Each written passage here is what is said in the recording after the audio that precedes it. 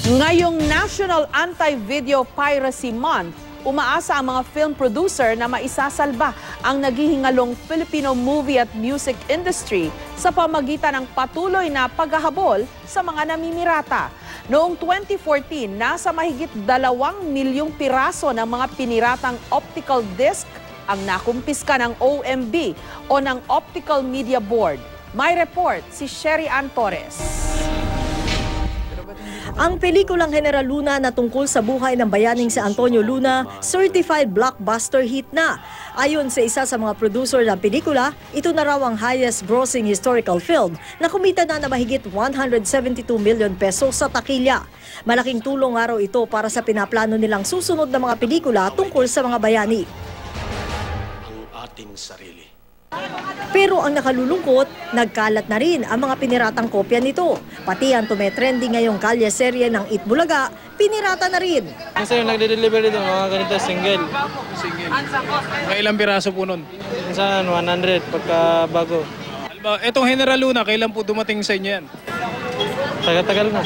Alam naman daw ng mga nagtitinda na kulong at multa ang katapat ng pagbebenta ng pirated materials gaya ng DVD. Pero katwiran nila, wala silang ibang mapagkakakitaan.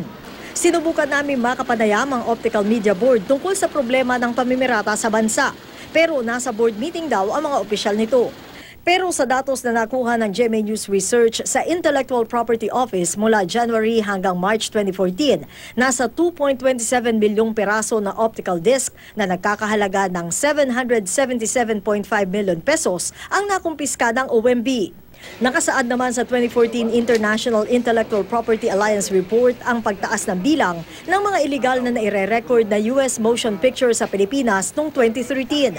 Sa totoo lang, hindi na talaga natin mabibilang sa ating mga kamay kung gaano kadalasan nagkaroon ng operasyon ng ating mga otoridad laban doon sa mga nagtitinda ng pirated DVD at CD. Ito sana ay para maisalba yung naghihingalo natin ng movie at music industry.